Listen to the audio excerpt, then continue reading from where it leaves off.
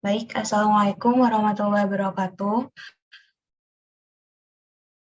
Selamat siang, Pak Zilal dan teman-teman. Kami dari kelompok 3 akan mempresentasikan tentang kondisi korupsi semakin memprihatinkan. Perkenalkan, saya Azura Pavita Putri. Saya Cynthia Putri Rahmah. Saya Nadia Catansi. Saya Ruth Larasati.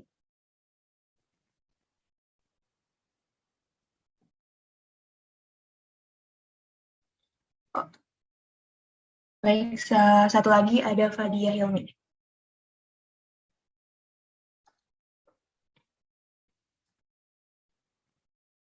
Oke, yang pertama, apa sih itu korupsi?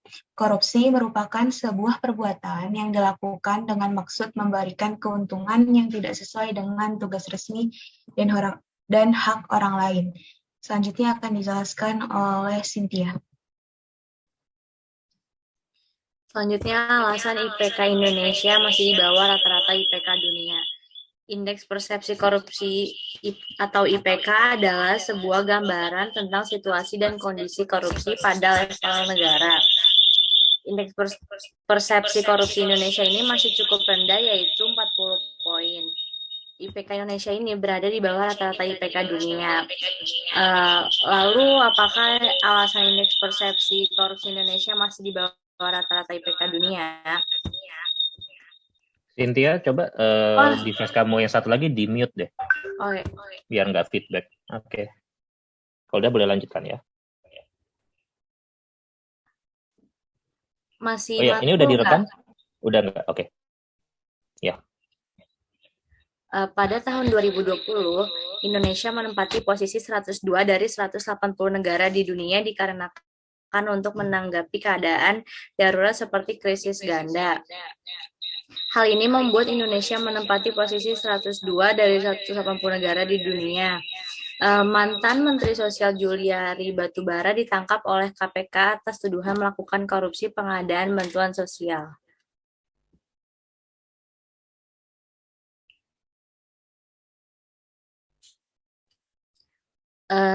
Selain itu, ada beberapa alasan indeks persepsi korupsi Indonesia menurun. Yang pertama, kasus Pelindo II yang menyebabkan kerugian negara hingga 6 triliun. Yang kedua, kasus Bank Senturi yang menyebabkan kerugian sebesar 7 triliun. Yang ketiga, kasus Jiwasraya yang menyebabkan kerugian lebih dari 13,7 triliun. Yang keempat, ada kasus Asabri yang menyebabkan kerugian mencapai 22,78 triliun.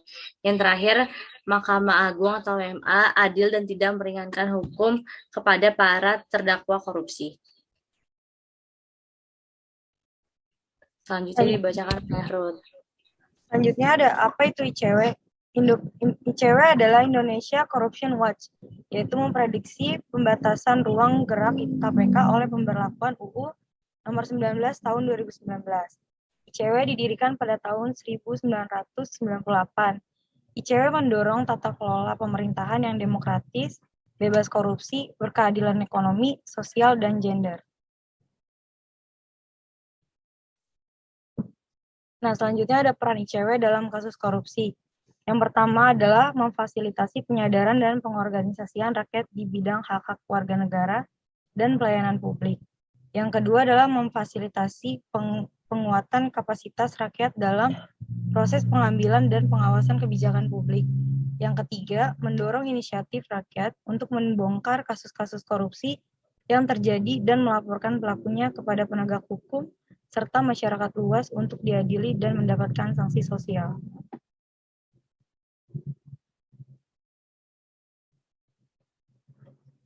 Selanjutnya ada yang keempat, memfasilitasi peningkatan kapasitas rakyat dalam penyelidikan dan pengawasan korupsi.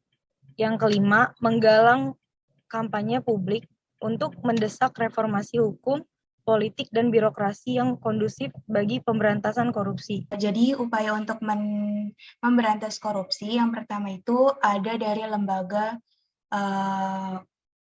pemberantasan korupsi, yaitu Komisi Pemberantasan korupsi atau KPK. Yang kedua, itu dapat mengubah kebijakan publik atau kebijakan administratif penyelenggaraan negara yang mendorong orang untuk berbuat korupsi. Lalu, kita juga bisa mereformasi lembaga-lembaga hukum untuk menciptakan penegakan hukum. Bisa juga memberdayakan fungsi kontrol dan pengawasan, serta meningkatkan moralitas anti korupsi. Selanjutnya akan dijelaskan oleh Nadia.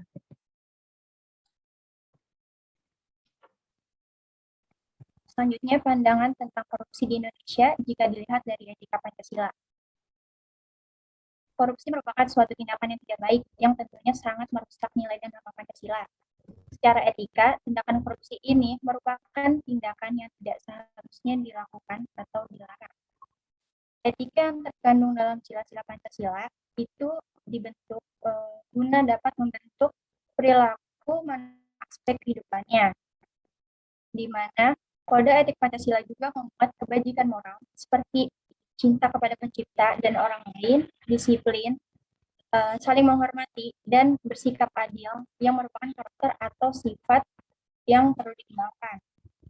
Nah, dalam hal ini, tindakan korupsi telah merusak etika Pancasila dan tidak mencerminkan diamalkannya etika Pancasila dalam kehidupan bermasyarakat, berbangsa, dan bernegara. Ketahui dalam semua agama dinyatakan bahwa mengambil hak orang lain atau yang bukan miliknya itu akan menimbulkan kerugian bagi orang lain, yang dimana hal itu termasuk tindakan atau perilaku yang berdosa atau dilarang. Jika dilihat dari nilai-nilai etika Pancasila pertama, korupsi merupakan tindakan yang bertolak belakang dengan ajaran agama.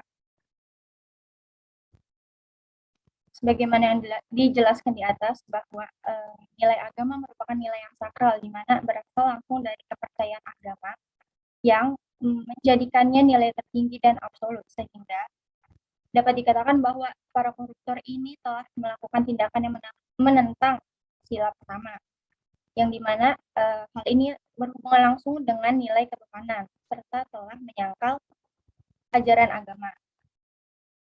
Jika dilihat dari nilai-nilai Pancasila pada sila kedua Pancasila, tindakan korupsi juga telah mencerminkan adanya ketidakadilan dan tidak menghargai serta menghormati dalam memperlakukan manusia, karena tindakannya itu termasuk mengambil hak yang bukan miliknya. Para pelaku ini telah menyalahgunakan kekuasaannya dan mengambil hak yang seharusnya diberikan kepada negara atau masyarakat, di mana para koruptor ini melakukan hal tersebut karena menganggap dirinya memiliki kekuasaan, jabatan, dan harta apabila mereka terjerat hukum. Padahal pada dasarnya kita semua sebagai warga Indonesia itu memiliki kedudukan hukum yang sama. Selanjutnya, dilihat dari nilai-nilai etika Pancasila pada sila 3, tindakan korupsi termasuk perilaku yang mementingkan kepentingan pribadi di atas kepentingan umum, yang artinya para koruptor juga telah melakukan pelanggaran sila persatuan Indonesia.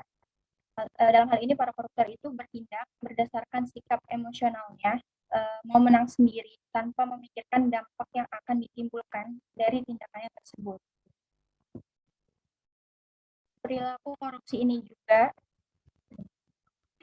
merupakan suatu tindakan yang tidak dibenarkan dalam etika Pancasila, karena dalam nilai-nilai dan norma Pancasila tidak termuat untuk mengizinkan warga negaranya mengambil hak milik orang lain dan berperilaku yang dapat merugikan bangsa dan negaranya.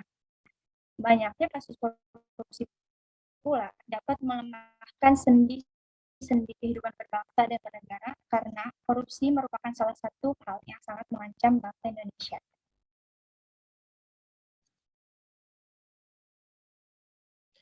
Oke, baik. Selanjutnya, pandangan tentang korupsi di Indonesia jika dilihat dari nilai-nilai Pancasila. Yang pertama, sila pertama yaitu ketuhanan yang Maha Esa.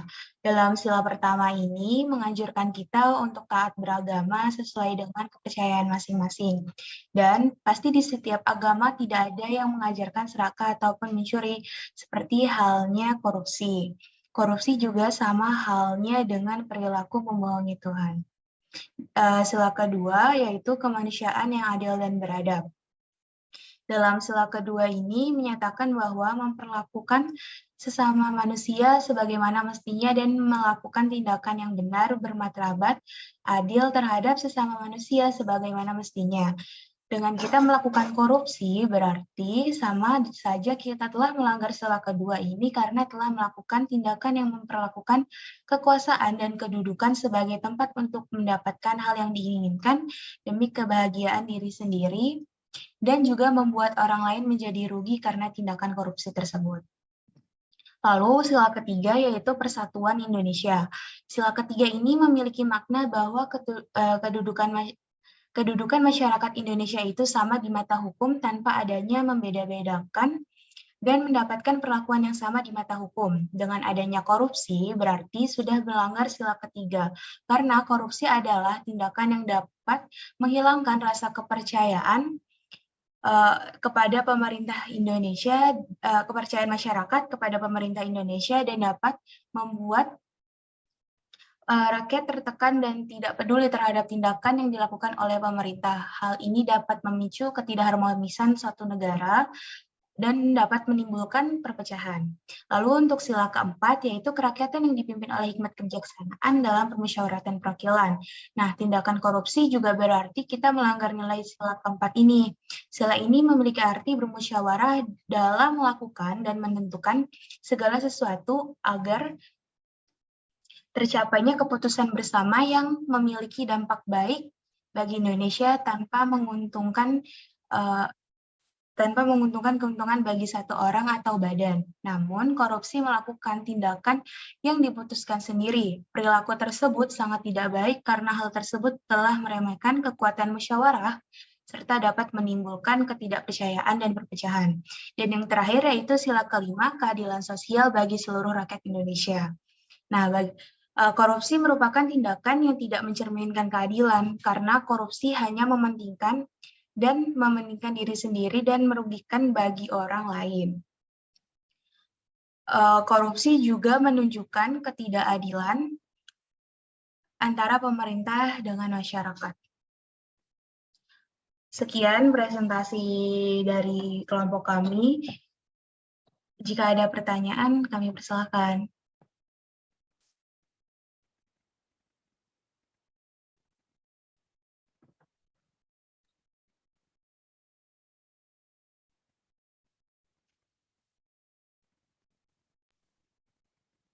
Oke, silakan. Misi izin tanya, Mas. Ya ke kelompoknya, jangan ke saya. Ya, kelompok 3, saya Sylvia dari kelompok 6. Tadi kan kalian ada nyebutin tentang ICW, organisasi non-pemerintah buat memberantas korupsi.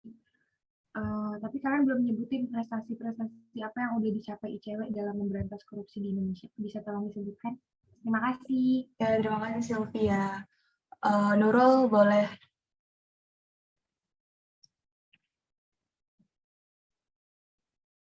Iya, Nurul. Baik, saya Nurul Huda, perwakilan dari HG4, ingin bertanya kepada HG3. Pada pemaparan PPT tadi dijelaskan upaya memberantas korupsi. Nah, salah satunya adalah meningkatkan moralitas anti korupsi. Nah, menurut kelompok kalian, apa aja sih yang dapat kita lakukan sebagai mahasiswa untuk meningkatkan moralitas anti korupsi? Terima kasih. Baik, terima kasih Nurul atas pertanyaannya. Kami diskusikan dulu ya, Pak.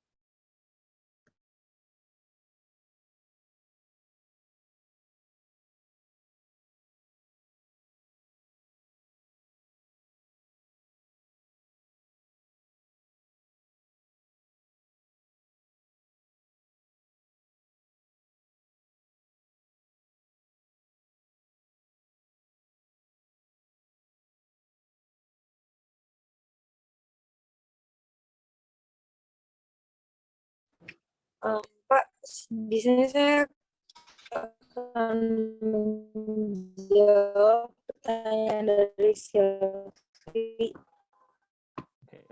Ruth, mungkin kamera dimatiin aja ya, suaranya putus-putus. Ada suaranya nggak ya? Ada, tapi agak putus-putus. Oke, silakan lanjutin. Oh, baik, Pak. Oke, udah bagus.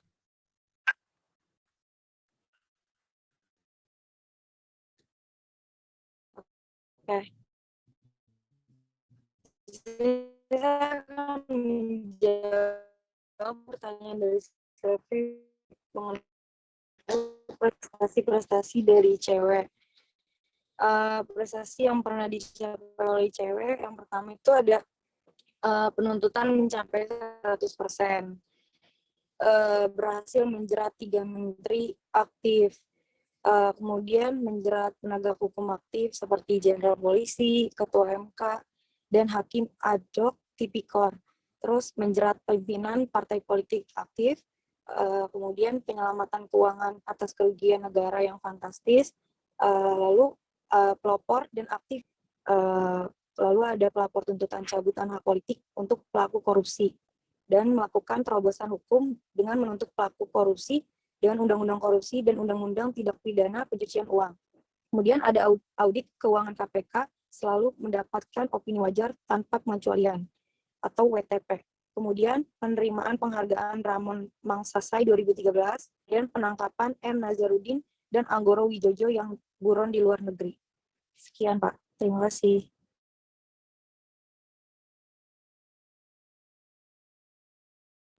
Terima kasih Ruth atas jawabannya.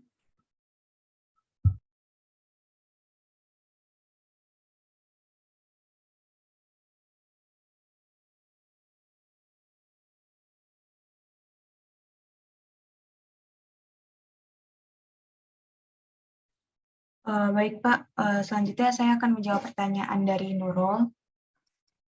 Nurul bertanya, menurut kelompok kalian apa saja yang dapat kita lakukan sebagai mahasiswa dalam meningkatkan moralitas anti korupsi?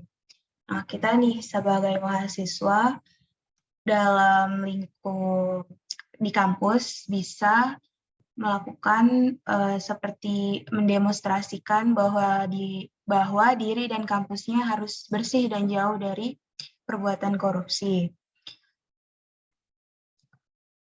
Lalu bisa juga misalnya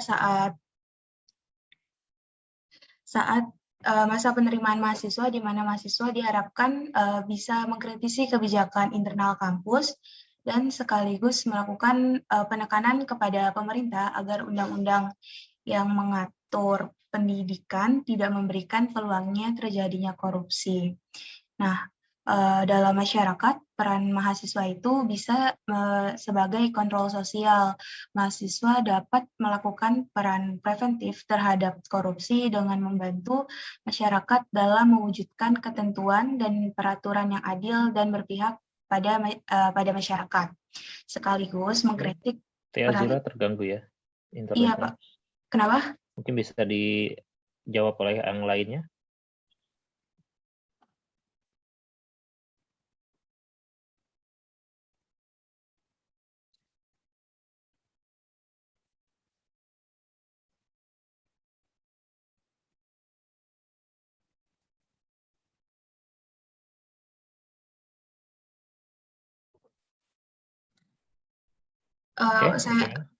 Silakan lanjutkan. Saya lanjutkan ya, Pak. Ya. Oke, jadi mahasiswa juga bisa sekaligus mengkritik peraturan yang tidak adil dan tidak berpihak kepada masyarakat. Nah, mahasiswa ini juga dapat berperan aktif dalam edukatif dengan memberikan bimbingan dan penyuluhan kepada masyarakat baik pada saat melakukan kuliah kerja lapangan mengenai masalah korupsi dan mendorong masyarakat untuk berani melaporkan adanya korupsi yang ditemuinya pada pihak yang berwenang. Nah, selain itu, mahasiswa juga dapat melakukan strategi investigatif dengan melakukan pendampingan kepada masyarakat dalam upaya penegakan hukum terhadap pelaku korupsi serta melakukan tekanan kepada aparat penegak hukum untuk bertindak tegas terhadap pelaku tindak pidana korupsi. Seperti itu, Nurul. Baik, Azura, terima kasih. Ya, sama-sama.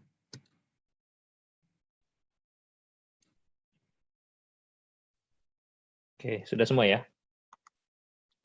Baik, tentang korupsi. Tadi kalian bahas juga ICW gitu ya. Nah, pendapat kalian bagaimana nih dengan kasus yang baru-baru ini, misalnya seperti bagaimana ICW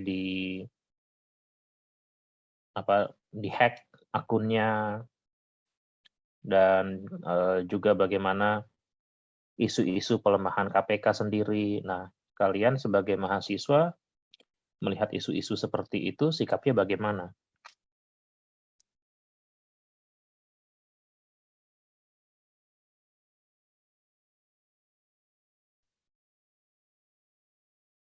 Silakan ya, langsung dijawab ya.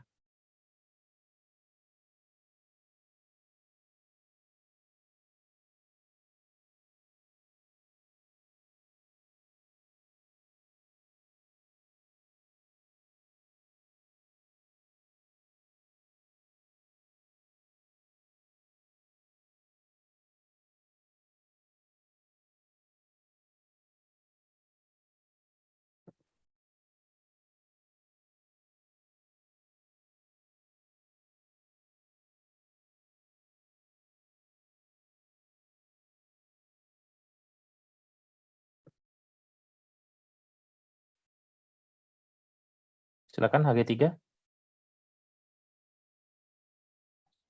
Bisa kami diskusikan dulu nggak?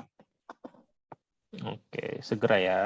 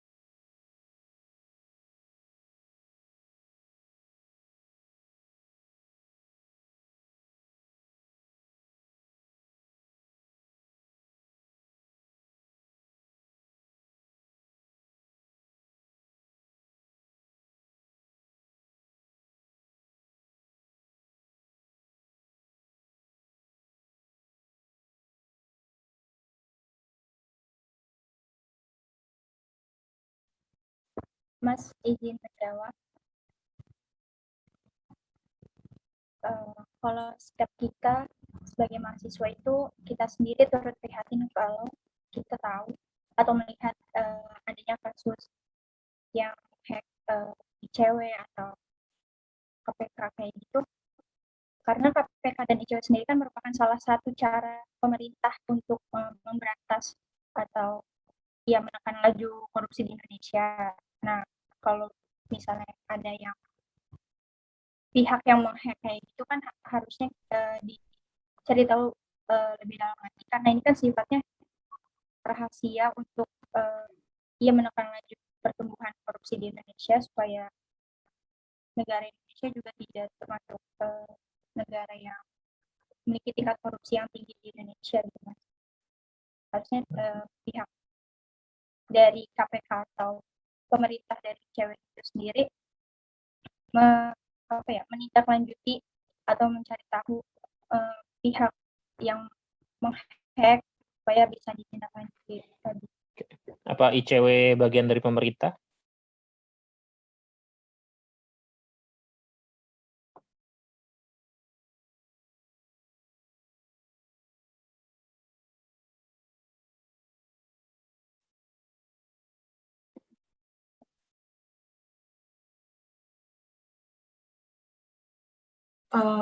Untuk ICW sendiri itu bukan non pemerintah, kayak ya. Nah, kalau gitu kan karena non pemerintah, bagaimana seharusnya?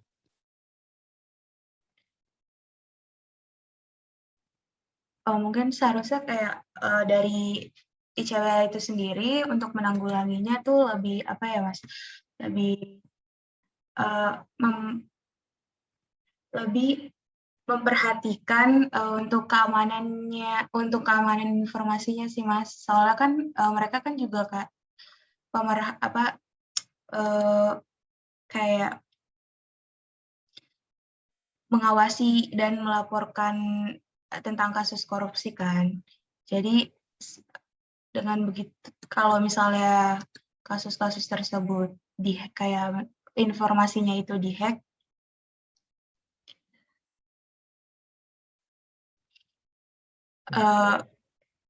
gimana?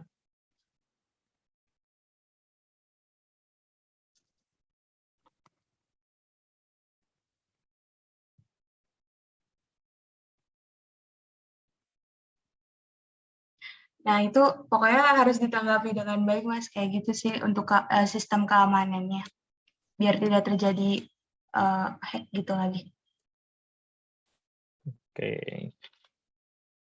Tapi kalian tahu nggak bagaimana nih sikap ICW terhadap KPK sekarang?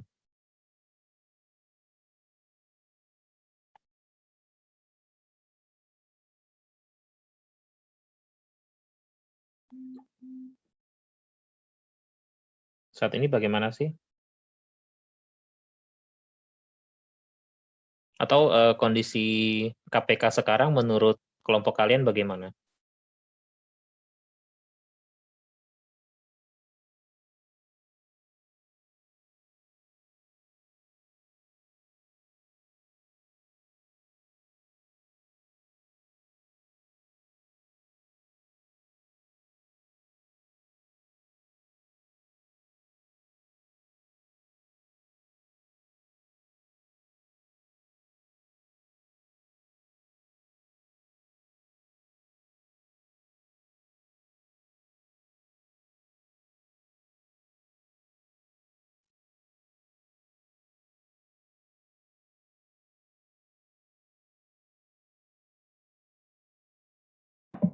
Saya izin menjawab, Mas. Kondisi KPK yang dulu yang sangat dibangga-banggakan oleh masyarakat, sekarang jadi kayak semakin menurun gitu, Mas, karena yang korupsi itu kayak semakin bertambah per tahunnya gitu, Mas.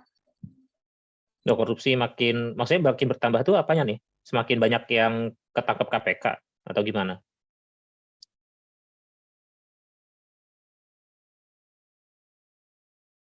Iya, Mas, gitu. Kalau gitu bagus dong kerja KPK. Makin banyak yang ditangkap. Maksudnya kayak hukumannya gitu kayak nggak adil gitu, Mas. Hukuman nggak adil kan bukan salah KPK dong. Itu kan di pengadilan. Kalau masalah hukuman ya, itu kan setelah lewat pengadilan, berarti hakimnya. KPK-nya salahnya di mana menurut kalian?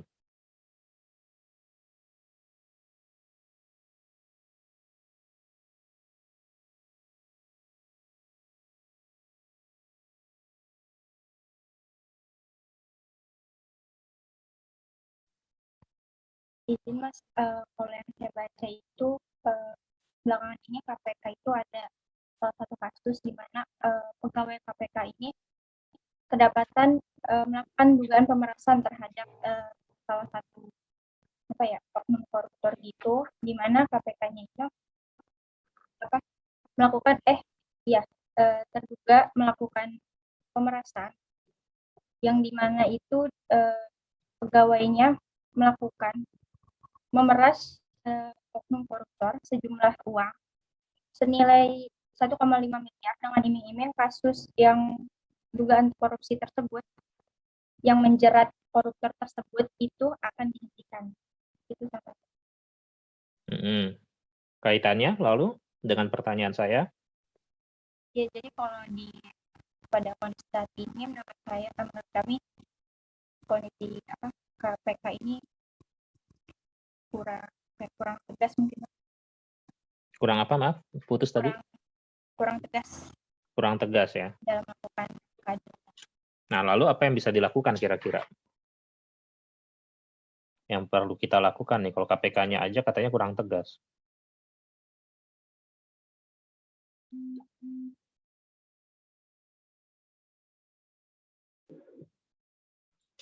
Mungkin kalau dari kita aja sih Mas, bisa aja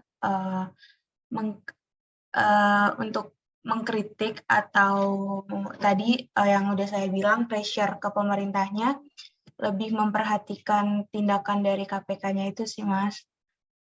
Tindakan saat mereka menangani kasus itu supaya KPK juga dapat dipercaya